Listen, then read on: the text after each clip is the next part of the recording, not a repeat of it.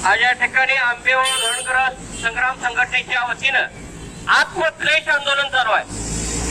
आत्मक्लेश म्हणजे आजपर्यंत गेली 20 वर्ष पुनर्वसन करा असं आम्ही यांच्या कोकलून दमलो।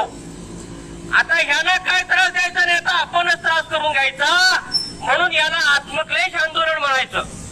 हे आत्मक्लेश आंदोलन आजपासून चालू झालेलं आहे। आता हे का करायची पाळी आली, तुम्हाला सांगून तुमचे हुमरे झिजून आम्ही दमलो। आमचं पुनर्वसन काय झालेलं नाही, जे काय झालंय 30-40% ते सगळ्यांना पटवून सांगायला लागलेत आमदार खासदारांना की आम्ही बऱ्यापैकी यांचं पुनर्वसन केलंय। माझं म्हणणं असं आहे, लोकप्रतिनिधी, अधिकारी आणि धनग्रस्तांचे प्रतिनिधी याची संयुक्त बैठक लावा। तुम्ही का लावायला तयार नाही, तर तुम्ही मंत्र्यांना मीटिंग मध्ये सांगता एवढे लोक होते, एवढ्यांचं चिठ्ठी दिली, एवढ्यानं पॅकेज दिलं, किरकोळ आहे म्हणजे संपलं असं भासवताय। पण मी तुम्हाला सांगतो, आम्ही जर बैठकीला बसलो तर तुमची लबाडी सगळी उघड करू, तुम्ही लोकांना फसवायला लागलेला आहे। आंबेगाव धरणामध्ये गेली 20 वर्ष पुनर्वसन व्हावं म्हणून आम्ही झटतोय। गेली 20 वर्ष धरणाचं काम चालू आहे।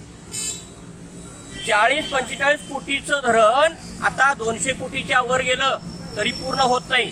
त्याचं कारण काय, तर ह्यांचं जे काय वेळकाढूपणा आहे, पुनर्वसन करायचं नाही। पुनर्वसन जर केलं तर हे काम व्हायला काही वेळ लागत नाही। आमचं म्हणणं आहे की आता आम्हाला दिलेल्या जमिनी ज्या आहेत त्या वर्ग 1च्या होत्या, आमची गेलेली जमीन वर्ग 1ची होती।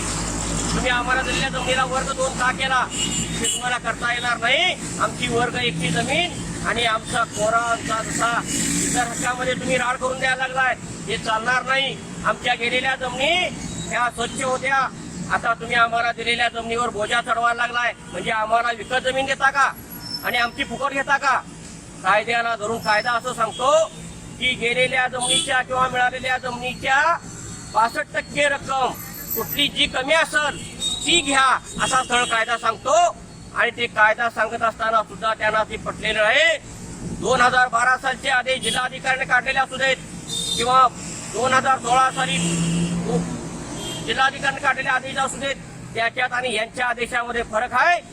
प्रांत कार्यालयातून काढलेले आदेश आहे, आमच्यावर अन्यायकारक काढलेले आहेत, हे बदलले पाहिजेत। आमच्यावर कुठल्याही प्रकारचा बोजा आमच्या सातबारावर ठरता कामा नये अशी आमची प्रामाणिक मागणी आहे। राहिलेल्या शेतकऱ्यांचं पुनर्वसन करा, त्यांना जमिनी द्या, आमचा धरणारा विरोध नाही। पण आमचं पुनर्वसन होत नसेल तर मात्र नक्की विरोध करू आणि विरोध राहणार आहे। कुठल्याही परिस्थितीत आम्ही घळभरणी करू देणार नाही, त्यासाठी काही करायला लागू दे एवढी आमची तयारी आहे, एवढं सांगतो।